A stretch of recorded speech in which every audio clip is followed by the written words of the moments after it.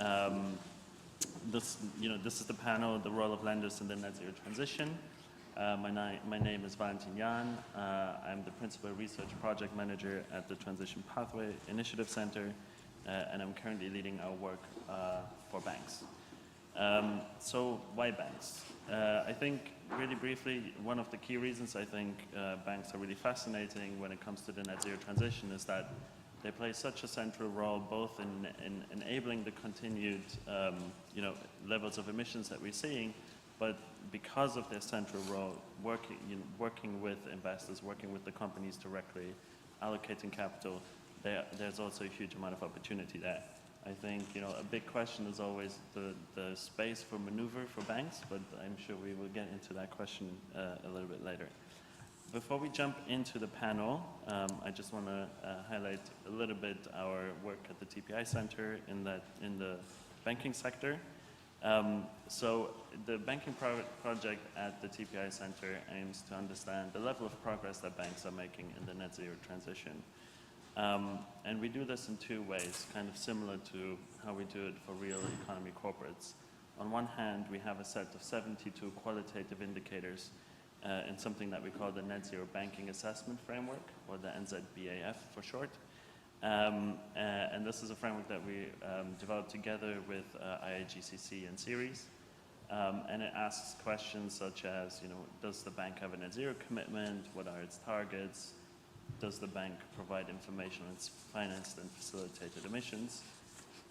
Then goes on into additional sections about decarbonization strategy. So I think this is the much talked about, what are you actually doing to meet your targets, which kind of, fossil fuel financing policies, deforestation policies do you implement to reach your targets, what are, actively, followed by climate solutions, and then, we have a couple of sections on, in sort of what I would like to call the internal and external enabling environment. So, what's the climate policy position of a given bank? That relates largely to lobbying, governance such as remuneration, just transition, and lastly we have reporting and auditing. On the other hand, we also measure carbon performance for banks. So the question is, given that banks are so complex and they are active in so many different sectors and have lots of different activities that they cover, such as credit portfolio, but also capital market activities, how do you start to understand the carbon performance of a bank? And something that we do there is that we use the climate alignment matrix, which is essentially taking the assessments that you've seen earlier for real economy corporates and applying them in a matrix format to banks. So without going into too much detail here, we're about to publish this year's results, and to give you a little bit of a hint of where things are going, of the 72 indicators that I mentioned, not a single bank fulfills more than half of those indicators. Likewise, on the carbon performance, so assessing the targets that banks have set, less than 30% of them align with a 1.5 degree scenario, and they're mostly set in the electricity sector. So I think one way to kind of frame this is the performance is still relatively low across the board. We assess 26 of the world's major banks, and the progress is, I would call it nascent at this stage, but there's a lot of variation below that kind of high-level statement. So there are some banks who are definitely doing more, and I'm looking forward to hear a bit more about that later. Without further ado, I think you've already been introduced, but just really quickly, we have Tim Smith, who's an investment manager from Norges Bank, then Barsky, who's global head of sustainability strategy and net zero at Standard Chartered. And then we have Agnieszka Smoleńska, who's from the LSE and the Grantham Institute, and a senior policy fellow at CPEX. So, starting with you, Tim. Sorry, just need to I would be really interested to understand a bit more about, what are some of the key takeaways from the report that you've heard earlier as a bank. How important are forward-looking metrics for you? Yeah, brilliant. So first up, saying by how grateful I am to be invited here. We've been a supporter of the TPI for several years now, so a really core piece of analytics for our organisation. Just to start with a very quick overview of who we are, which should help condition my comments. So we manage the Government Pension Fund Global, which is Norway's $1.7 trillion sovereign wealth fund. We're predominantly a public equity manager, about a 70% allocation to public equity. So it does mean that we interact mainly with secondary markets. One final bit of context is that we have climate risk and opportunity, or the need to manage them, embedded in our mandate. So we have a little bit of a structural advantage in that it's hard-coded into our approach. So when I looked at when we talked about the report, there are 4 headlines that really resonated with us and have really conditioned some of our workflows over the next year or so. And maybe to start off, it's the management quality level 5, really interesting data from there, which resonates with what we're seeing. And when we look at our portfolio, we have 71% of financed emissions or 63% of NAV already have target structures in place. So we know that sort of scrutiny of target structures as a simple metric is really kind of relatively sophisticated. So I think the evidence from the management quality level 5 is that having detailed and agreed metrics on transition plans and kind of understanding likelihood of delivery of corporate plans really is the sort of the main event in terms of scrutinising the corporate approach. So we've spent some more time on transition plans over the last year or so. I'm sure many of us have, but I think the data from MQ5 shows us that there's this big gap in implementation between target setting and announcing overall strategies and then putting something detailed in place. So that was my first conclusion. Staying on management quality at 5 for a moment, just because it's been a major focus for us. We were really interested by TPI calling out the lack of what you call transition champions, because as an organisation we'd become accustomed to focusing on laggards, trying to bring up the rear, and I think this is a really important reminder that even for companies, institutions that we may think of as being best practice, leaders, there's still lots of things missing from the strategy. And so I think that was a sort of quite timely reminder of the need to keep the emphasis on the leaders and not just have a sort of a laggard focused strategy. I was then really taken by and I think you're very careful with your language, the tentative evidence of the link between MQ and then the forward-looking carbon performance. And I think that's a really brilliant bit of early evidence, because one of the things we have struggled with as an organisation is trying to agree how to analyse transition plans and trying to understand what are the right evaluations. So we see this as again, tentative set of evidence that TPI is onto at least the right set of metrics that can then form a forward indicator of carbon performance.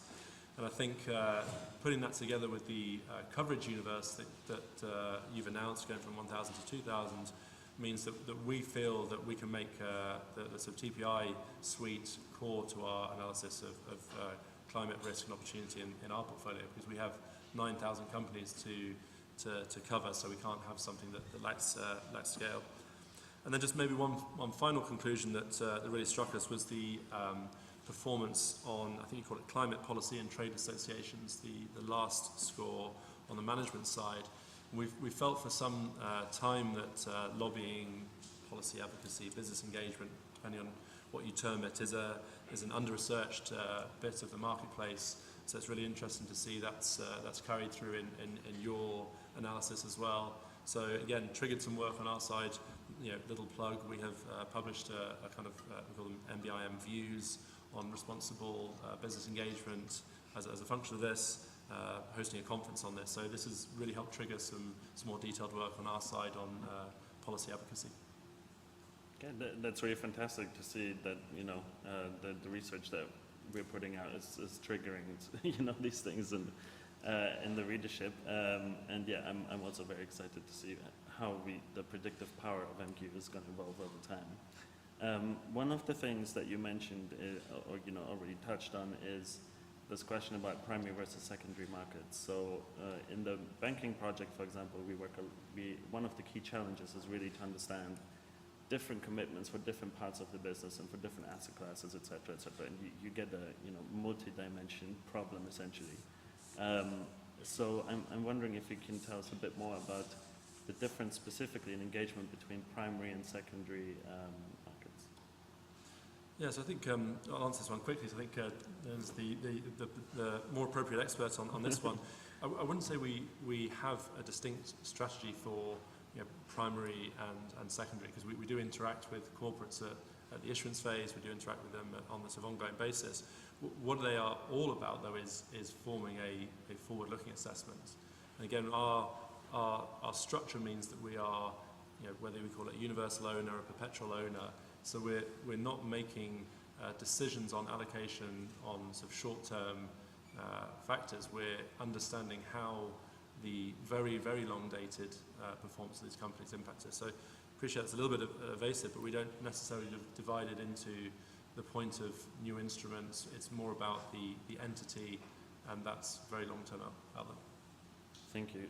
Dana, do you want to add anything to this, given that potentially, as Tim pointed out, it's something you're more familiar with, this question around primary versus secondary? Yeah, I mean, just to kind of, I think, point out maybe the differences between most of you that are asset managers and a bank. I think a lot of you who particularly do engagement in the public markets, we work closely with the clients to help them transition. I mean, fundamentally, right, our decision to meet our own net zero targets are start to bank more green and offboard the ground, but we don't think that works. Right? We rather work with our clients on transition, and so we work closely with them, I think on the one hand, in the narrowest sense, on specific transactions, be it KPI linked or use of proceeds for CapEx, but hopefully more than that, strategically, either in an advisory capacity or helping them even shift their business models through acquisitions, for instance, or divestitures. And so we think of that aspect of working with our clients very, very differently. And listening to a few people that have gone before,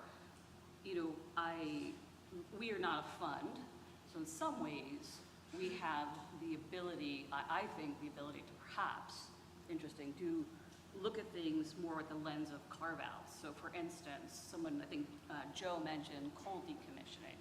And we very much feel like our role in our markets, I should say Standard Chartered's in 53 markets, which is important because we've got a very emerging world footprint. And so we feel it's very important for us to play a role in cold decommissioning. And we have very strict coal net zero targets. We have an 85% reduction target. But we took the conscious decision that when we do cold decommissioning, we will transparently disclose that and carve that out of our program. And I think that gives us a lot of flexibility to make some of these investments that are particularly challenging, and happy to talk more about that as well later. Perfect. Well, as a follow-up, can you maybe also just explain, what makes a bank different from other financial institutions in a bit more detail? Yep, great. So I think the most important thing is that our scope 3 is our lending to our clients, right? It's our assets. Because of that, for us to make our own net zero targets, we need to work with our clients to help them make theirs. Effectively, if they make their targets, we make our targets at the simplistic level. And I know we've talked about kind of the role of disclosures in that and some of the emerging disclosures that are coming out. For instance, we talked about Pillar 3, which says, forces us to disclose our emissions as almost as a risk metric. And the danger with that is that an asset manager might look at a bank and say, you're in the riskier sector because your emissions are higher. And we would push back and say, we really need to look at this. We need to look at this holistically, and we need to allow banks, for those of you who invest in banks, to ensure that we're able to work with our clients on transition. So I think those are some of the things that really differentiate the way that we kind of work with our clients, how we think about it, versus versus an asset manager, many of whom we've heard of today. Thank you. One of the things that you just mentioned is Pillar 3 disclosures, right? So this is, for those of you who don't know, this is I think it's currently still under discussion, but it's... Depends on the Agnieszka jurisdiction. will tell you more about this for sure. But it comes from the Bank of International Settlements and is about banks' climate disclosures, which provides a perfect segue over to you, Agnieszka. Perfect. You know, given your extensive work on financial supervisors and how they're approaching the climate issue, can you give us a bit of an update? You know, where are things at the moment? And also, you know, maybe sketch out a little bit what the potential impact could be of those regulations coming out. Yes, absolutely. So I'm going to connect the work of the TPI with the emerging prudential framework for transition planning. And what we see increasingly across a number of jurisdictions is an interest of prudential regulators and supervisors in transition plans of banks. This is happening in individual jurisdictions. So we have Singapore, we have the TPT here that also had a financial institutions version. And in the EU in particular, we have, in addition to mandatory transition plans that will have to be disclosed by large corporates, we also have an emerging prudential transition plan approach. So that's integrating within the EU's Basel III implementation a requirement that banks will have to prepare a plan on how they manage the risks related to the process of adjustment to the transition. In addition to these regulatory developments, we also have quite a lot of interest from individual supervisors. So the ECB has been absolutely at the forefront of encouraging banks, let me put it in a very delicate words, to integrate in better ways ESG, especially climate-related risk management into banks' frameworks. Including, and this is of course why supervisors can say a lot of things, laws can say different things, but obviously the important aspect of this that this might have an impact on the Pillar 2 capital requirements. There are fines that are being floated around for banks in the EU, and there are also governance implications. So supervisors might reach for supervisory powers to request changes in management bodies, etc. We also have quite a lot of interest at global level in prudential transition plans. So this is not just jurisdiction specific. Financial Stability Board, Network for Greening the Financial System, ISSB, ISO, lots of international standard setters are interested in prudential or in transition plans of banks. Now, the question is why? And we've alluded to this question already a few times, I feel, today. So one, for sure, is reputational, legal risks that banks that make a lot of pledges face. And there is some interesting work already to show that there are a number of ways in which banks might be exposed to such reputational and legal risks as a result of the voluntary pledges they make. But, and here it's how we transition, if you allow the pun, towards more the TPI work. It's also transition planning in the banking sector is also a way to overcome the limitations of the microprudential framework when it comes to integration of climate-related financial risks, right? So the microprudential framework is very backward-looking. The time horizon is just a few years. We don't have the data to fit into the framework. So there is a lot of innovation in the regulatory sphere into thinking how we can overcome that. And that's also as a way to prevent the divestment as the way to manage risks related to climate change in particular. And here we have this innovation in the form of transition plans that help complement different specific metrics, so metrics such as greenhouse gas emissions, forward-looking metrics. Transition plans allow for a more of a holistic assessment of the risks that the bank is exposed to, obviously as a result of the interaction with the client. It's great if banks themselves use less plastic or cut down on flights, but we are all here to talk about what the real economy does and how it is transitioning. So in that context, the TPI can be a very, and this is the takeaway from the report, and I will just go directly into this. And this is how the TPI's work is hugely useful to supervisors and regulators as they figure out how to actually enforce and implement these new regulatory requirements. So everyone is looking for methodologies. And here, the TPI can be a useful framework for benchmarking performance of entities within sectors, so also allowing supervisors not just to assess the transition plans of banks themselves, but also how banks change their engagement strategies with the clients. Through benchmarking, the question of management quality very much corresponds to the governance assessment. Carbon performance is a measure of alignment with the transition, so very much aligned with what regulators and supervisors are increasingly interested in. And I found it also somehow some of the insights coming from the discussion today. So the point that came up over and over, I feel, across the number of panels was the alignment of CapEx with decarbonization. And this is exactly one of the questions that, for example, we find in the EBA's ESG risk management framework for bank institutions. So these are not just questions that are asked by investors, these are also questions that are increasingly being asked by supervisors in many jurisdictions to the banks. So a framework as one of the ways in which to assess transition risk. This is one of the uses of TPI. That's very encouraging to hear that you feel like the supervisors are going into a similar direction as some of the metrics that have already been developed. Sequencing is always the question, right? That's quite nice to hear.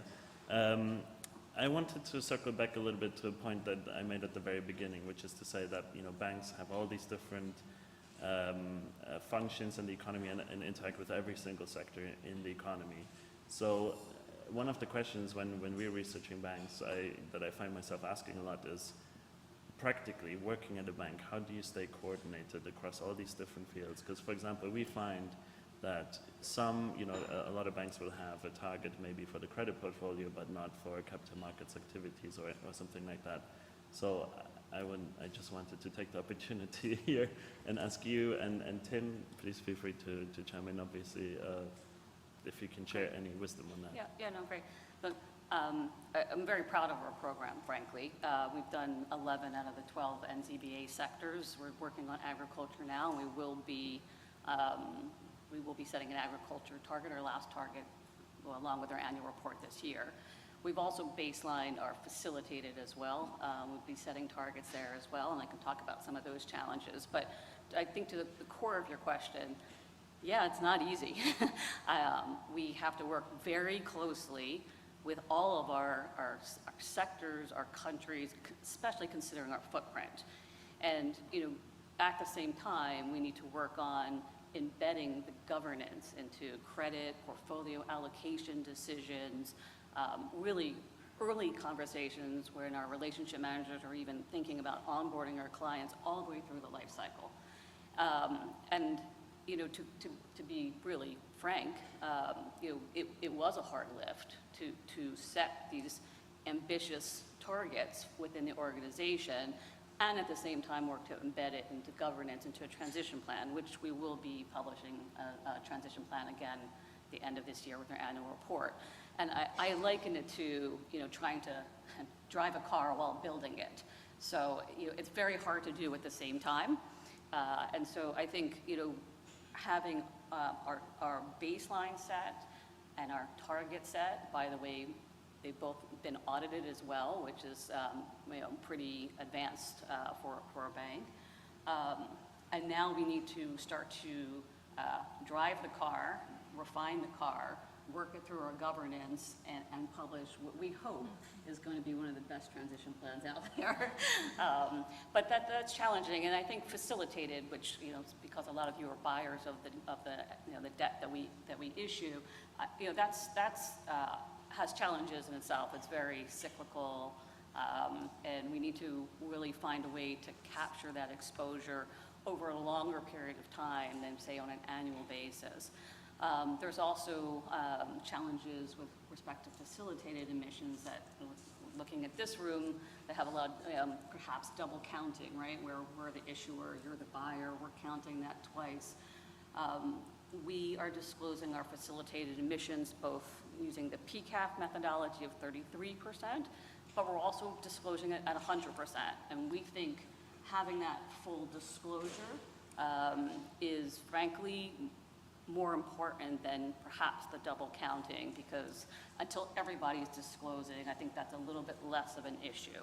So to us, really clear, transparent disclosures is the most critical thing that we can do to show everybody where we've started and where we're going to get to by 2030 and by 2050.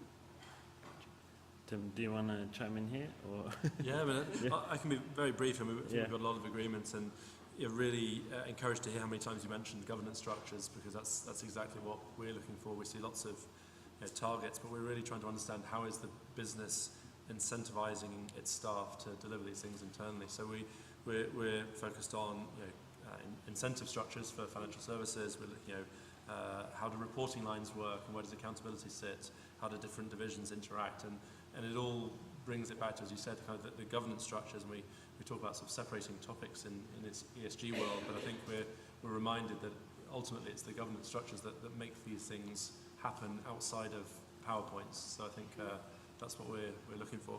And I'll just say thank you for that. I'll just say, look, I think when it comes to transition planning or it comes to coal decommissioning, we can't let perfect be the enemy of good. Like, we need to evolve, we need to learn from regulators, from other banks, and figure out what best in class is, and be a little bit bold to make those choices and evolve as the years go on. That's a great segue actually to my next question, which is sort of, thinking about the sort of coordination problems within a bank or within a corporate, thinking, really big picture, macro level coordination essentially.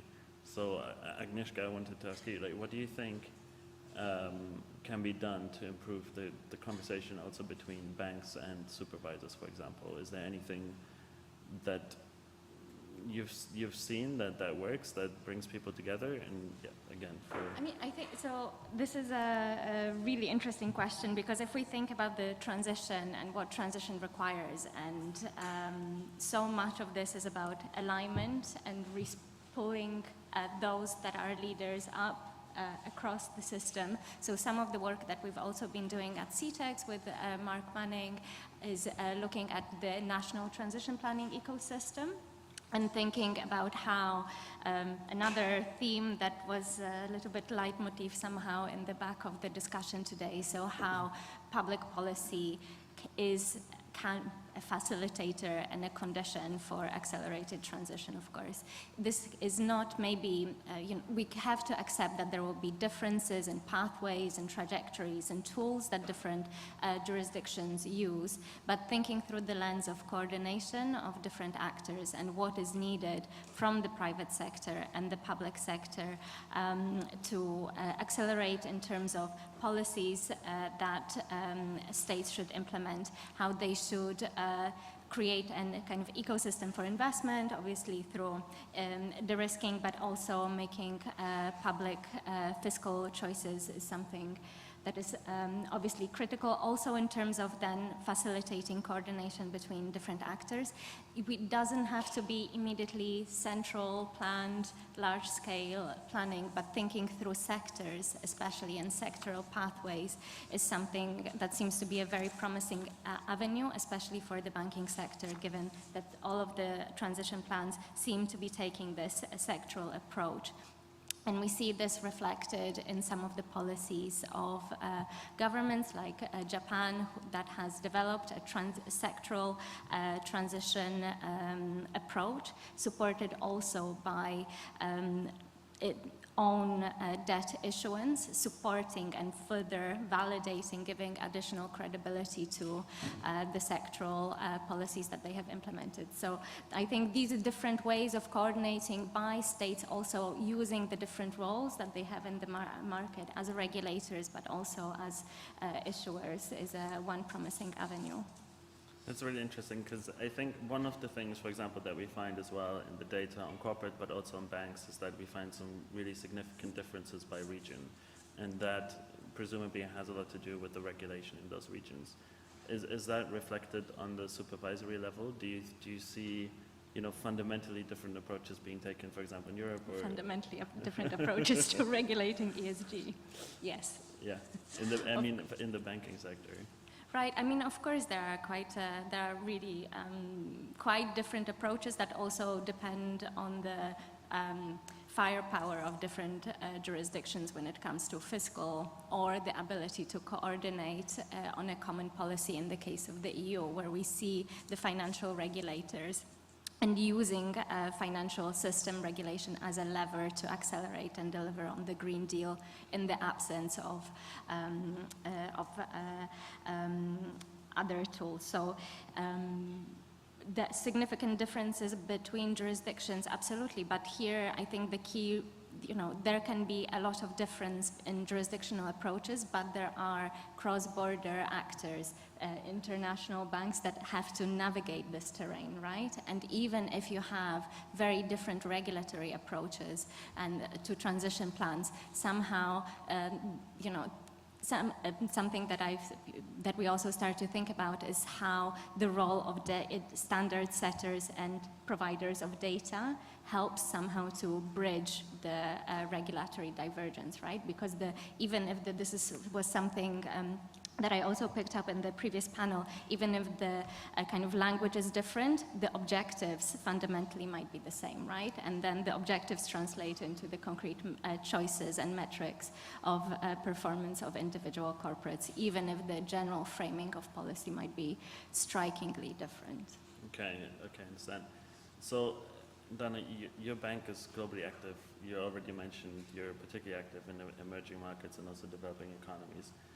How does that variety of different regulatory environments, et cetera, affect you?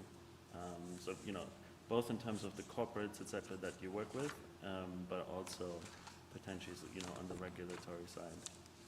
Yeah. Speaking about emerging markets, I think it's really important to always keep in mind that they're all so very different.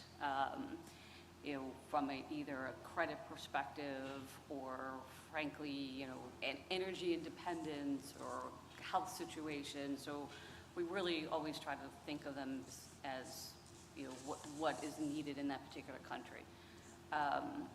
You know, from a bank's perspective, when we are trying to you know, finance the transition in these countries, I think we are able to really look towards structured transactions. You know, blended finance was mentioned before. I think this is very critical here in de-risking.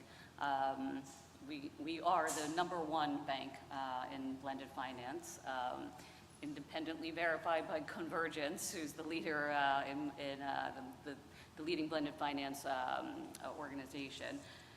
But from a regulatory perspective, I think when we are working with corporates or governments themselves,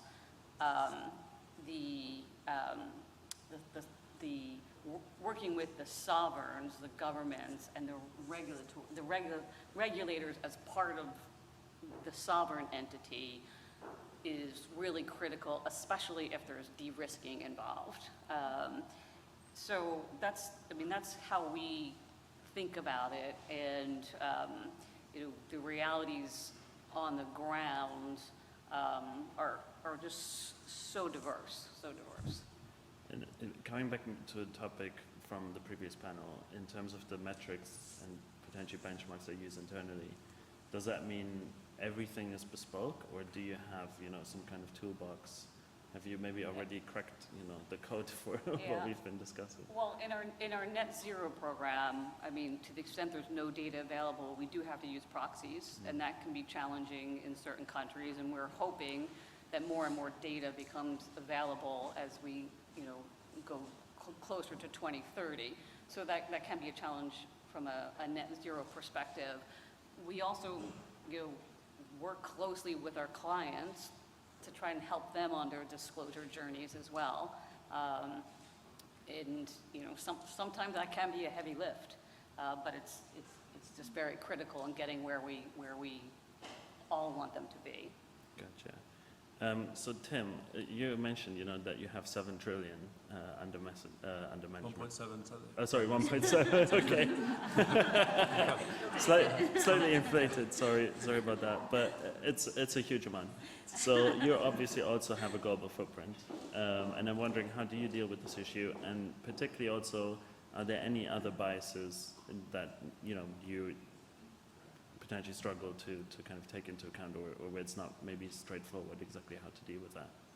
Yeah, so I think I would agree with some of the comments from earlier about sort of region, country being a sort of primary factor. So I don't want to necessarily sort of repeat some of the things that people have said already. So I think we definitely put that on the top of the how to treat things differently list. But I think company size is also really compelling, and I think we spend a little bit of time thinking about this and trying to ask whether there is a presentation advantage that comes from large companies, whether it's in the kind of public domain narrative, they have lots of external facing staff, or whether there's something structural about their ability to move their business faster.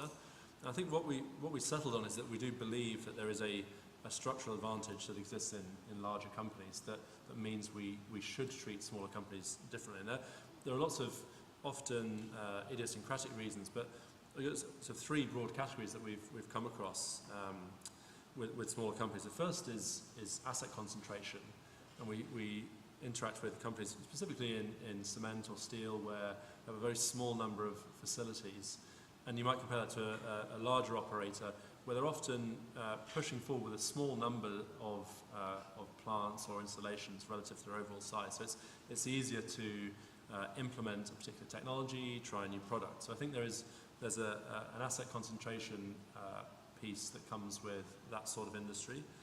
I think there's also an access to subsidies elements that is quite interesting, because I think we assume that subsidies are kind of available as billed, but I don't think that's been my practical experience. I think one example that I find quite punchy, frankly, I think from ArcelorMittal's climate plan from 2 or 3 years ago, they put on kind of page 1, we expect governments to support 50% of the investment costs.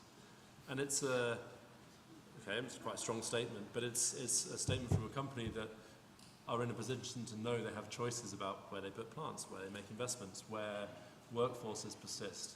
And those don't exist in a lot of smaller companies. So I think we should be cognizant of the fact that just because there is a dollar subsidy or a mechanism that looks accessible to everyone, that doesn't mean it's as practically accessible. And then I think the third bit where we are increasingly more sympathetic is on procurement and sort of specifically on scope 3 upstream stuff, where we've been spending a bit more time. And what we're finding there is that the purchasing power you get from size is really obvious, and it's as everyone would expect it to be. So to expect companies to have the same level of sophistication when they're purchasing very different amounts of products, I think is unreasonable. So kind of the way that's distilled on our end is that we have similar expectations of companies, we call them core expectations, and we decided not to change the expectations, we just change the way in which we implement them. And we do that for region, company size, industry. So I think we try to keep a core of what we communicate and what's important, but then we try to flex it, and those are the main 3 factors we look at. That's really interesting, because back in 2017, a paper was written at the TPI Center about the biases we found it today. There was a size bias, but no one's ever, as far as I'm aware, really looked into the causal links. So yeah, thanks for sharing that. All right, so we still have a bit of time for 10 minutes for Q&A. So please feel free to bombard us with questions. Should we start? Maybe should we take 2 at once? So maybe Nick and yeah. Great panel. Nick Robbins, Professor in Practice, Sustainable Finance here at the LSE, working on just transition. A very simple question. Both investors and also banks are now engaging with corporates in the real economy about transition. Do they want the same thing? So Standard Chartered, you are engaging with your corporate clients about transition and transition plans. Norges is engaging with your investee companies about transition. Are what banks and investors are asking of the companies they lend to or the companies they invest in, is it the same, or are there different things that a bank or an investor might be looking at? Okay, very nice. Another coordination-themed question. That's an interesting question. The only thing that comes to mind is thinking a way an investor may look at a bank, and when we are really working to transition a client, which may, for instance, the coal decommissioning case where we may increase our carbon emissions, I'm hopeful that investors can see that data and can be very much aligned with us in our methodology of disclosure and carving that out. But I guess it'd be interesting to hear if that is indeed the way that you would look at it. Yeah, it's so I think the answer to the question is probably no. But that doesn't mean that the approaches can't be compatible. And so the reason why I say the answer can be no is that the way we look at it, and I'm sure some similar viewpoints here, we're a universal owner, so we're exposed to the size of the pie in the long term, and we view physical climate risk as negative, all these things. So we're a proxy for global GDP in the long term, and within that, obviously the fortunes of individual companies can rise and fall within that. But the biggest lever for the value of our fund, as per the mandate, is at a system level. It's about limiting the systemic risk of climate change. So in some ways, the individual company has a choice, and the company's stakeholders all have choices about whether they wish to participate in that or not. And we obviously use our influence, other people use their influences, but our ultimate objective is struck at a system level, which is probably slightly different, I would say. How do we change that? Yeah, I mean, part of, I'm sure lots of people involved in engagement here, we want companies to expand their horizon so that they understand that whatever is happening on short cycles of the energy transition, that we want companies to understand and be incentivized to emerge as winners in the industries that appear at the other side. And so part of the mismatch, going back to all the known discussion about the horizon mismatch, is that we need to be able to encourage companies to invest on the horizon that the energy transition is taking place. And give an example at the moment, there's clearly a short cycle in lots of low carbon products. And if we look at an industry, for example, do we think that the investment cycles of European and US auto OEMs is going to leave them with more or less market share in EVs in 2050 compared to a Chinese OEM who has decided that they're going to invest through the cycle? I know it's a super simplified example, but it's just about understanding what horizon you're operating on, I think. And no, look, I appreciate the thoughtfulness of that. I guess going back to the emerging markets conversations, as a firm, we believe it's really important to help these corporations, especially in emerging markets, transition, and that sometimes does mean, financing companies where it may go up in the emissions may go up in the short term versus the long term. And I guess having a conversation like this, I think, is really critical because, and with regulators as well, because, I mean, if we don't continue to finance a just transition, as we've spoken about, we're going to end up in a much more divergent global economy, which nobody wants. And so what do we do effectively to avoid that? Okay, I guess we need a forum where everybody's coming together, and including the supervisors. Sorry, there was a question here in the front. Yeah. Thank you, Fabrizio Palmucci. Just one question. So, transitioning for corporates can be very hard, especially in specific sectors. Very, very hard. But for a bank, I could argue that it's actually perhaps more difficult. My question is, how do you make a business case for a net zero plan which could be constraining at times. Yeah, so this is a question. Thank you. Yeah, I think, look, in some certain sectors, it's harder than others, to be fair. We always look to see where can we also unlock opportunities. And so across every sector, I mean, be it in steel, for instance, which is, can be challenging, we look to see where can we finance recycling. In oil and gas, we're looking to where can we finance, methane restrictions or remediation. And so we are always trying to find the opportunities that keep us on that net zero pathway per sector. It's the short answer. Any other comments? Okay, perfect. So we still have 5 minutes. Sorry? There was So we have 5 more minutes. So I think we can try and do 3 questions. So we got someone in the front here, and then in the back. And was there another hand? No? Okay, so 2 questions. So my question is really with regard to capital requirements. It was talked about, I think, even 7 years ago. I think I heard it at the Climate Bond Initiative. They're talking about capital requirements and saying to banks, you know what? If you finance something very dirty, you have a higher capital requirement, and if you finance something green, you're going to get a lower capital requirement, which is very much in line with. Has it ever been checked what the effects of that would be, and how massively that could allocate capital towards more green and less brown projects? And what is holding it back? Are the banks lobbying massively to not do that? Very effectively, probably. So how does that work? Should I answer? Yeah, sorry, but if we can just get the second question so that we can pass it on. Yes, different type of transition planning. Or scenario planning, how are you thinking about or preparing for who will be the next president of America, and sort of the implications, that fork in the road moment for climate policy and even trade tariffs for emerging markets?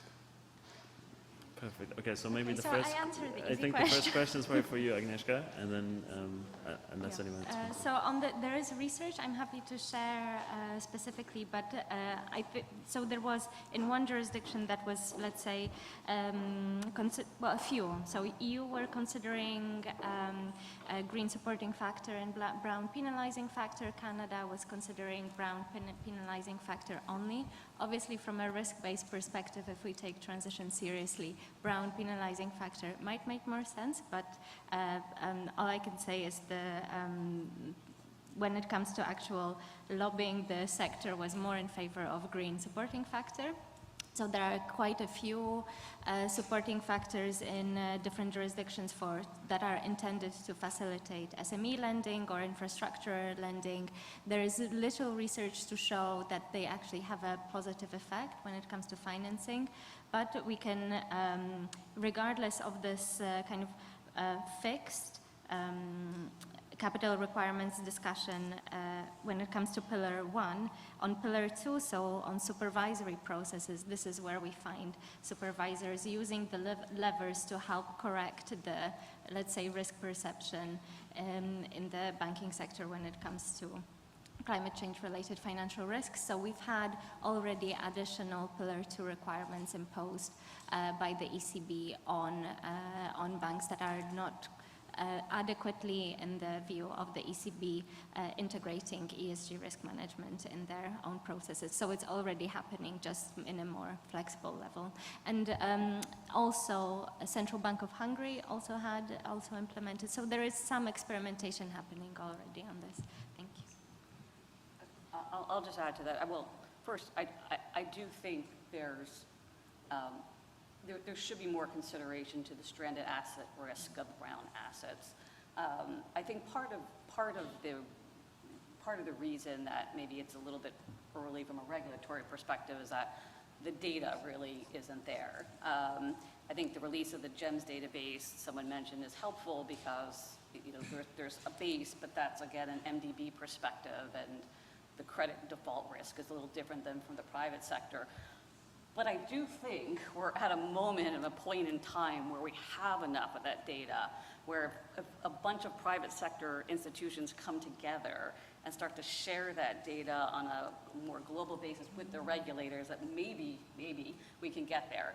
So I do hope that it will happen, and that maybe we are at the point in time where we can have that data more readily available, and I think academia could be quite helpful here in terms of helping to aggregate that private sector data to give to the regulators to hopefully move toward the direction that you said. Perfect. Okay, so the last question, if I didn't misunderstand, was about any reflections of a potential change in the White House. Is that correct? Yeah. Some final thoughts. So for the next round, Yeah, I'm American, so... Yeah, we need to be... Just the one-line disclaimer, we have no views on political issues because we're a sort of sovereign institution.